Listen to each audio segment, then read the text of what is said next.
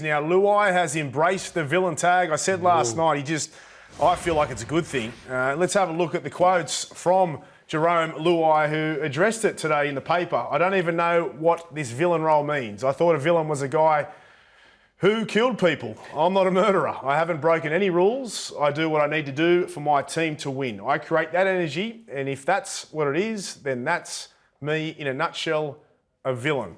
So, I love this because what makes Jarome Luai the player that he is the antics and the way that he carries on, and that's just the player that he's been forever. And if he tries to change that, and his captain loves it, his coach loves it, his teammates love it, and it brings the best out of him. If he tries to change that, then it could have an impact on his performance. So I'm okay with this. I quite like the fact that he just backs himself.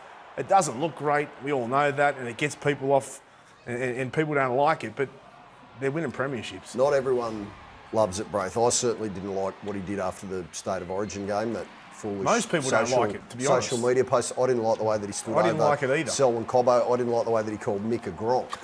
Right? I didn't like that. So there's a lot. I forgot about that. I didn't mind. There's a lot. Look, there are some brilliant stories out of the Penrith Panthers, from Brian Toto to Stephen Crichton to Moses Leota, blokes out of St Mary's, out of Mount Druitt. They've grown up out there. They do so much in the local community, all that. Jarome Luai, whether he likes it or not, is the most polarising figure in the game. People love to hate him. He is a unique character. At least, I'll give him this, Braith. I will concede, at least he finally fronted up and did an interview. We haven't really heard from him since State of Origin, have we? He just ducked and dived and didn't want to do anything.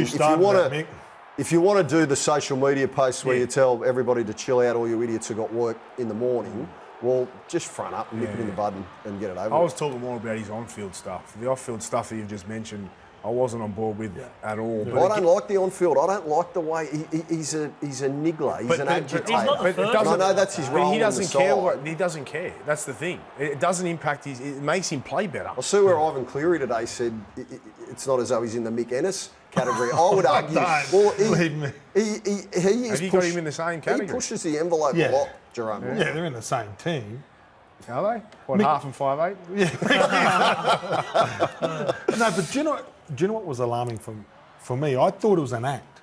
I thought he was there and he was playing the villain. If he doesn't know that and that's him, good luck to it. No, but it is put on a bit, Gordy. Oh, it is? There's no doubt. So, like, it is an act, because he goes, well, that's just me. Yeah. That is him on the field. He's not like that off the field. So this bravado, I guess, or in your face action, that's not his style off the field. He's Sounds like you and him kissed and made up. Maybe a little bit yesterday. Hold on. He called you a gronk. Yeah, I had my say on it too. Wrong. I did have my say on it too. You had a kiss and a cuddle, have you? Or? We had a little bit of a conversation yesterday. A conversation? There was a rat in there too, wasn't there? Yeah, there was a rat. Yeah, I got Humpty Dumpty and a fried egg. You got the fried egg, that's right. But I actually never had a problem with him. So what was the peace pipe here? What did you guys make up?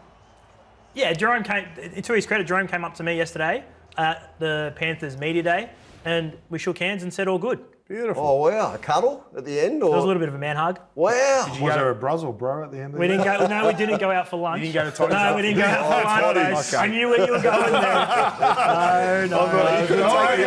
They're not that close. I thought a lamb ragu would have been on. You could have taken him over to Panthers. You could have had a good steak there. We're not there yet. Panthers is no toddies. Panthers are very good. All right, the Panthers dynasty, can it be stopped? We've all had our opinion on their players, but the fact of the matter is these guys are ruthless, relentless, and they are the clear favourites to still win this grand final and to get the three-peat.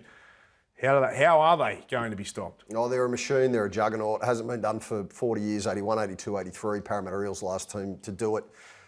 I think it comes down to the forward pack, Gordy, as we discussed earlier. If those middle three key forwards in Payne Haas, Tom Flegler and Pat Carrigan play the style of football that they've been playing for the majority of this season, if they come out and can withstand the early onslaught that is coming from Fisher, Harris and Leota, then I think that can go a long way. Apart from the game, let's look at their production line, their ability to now retain players at the right price because they want to be a part of the Panthers. That's dangerous signs for opposing teams, right? It is, because and usually when sides make 2 grand finals, 3 grand finals, they're old. They're coming towards the end of their reign. These guys have got so much upside still. They got 4. I spoke to Luke Lewis on the weekend. He said if they win this, they could win 5, 6 premierships in a row just because of the amount of players that are still there. I know they lose Stephen Crichton, but they'll find someone to replace him. And Nathan Cleary's locked in. They're all locked in long term.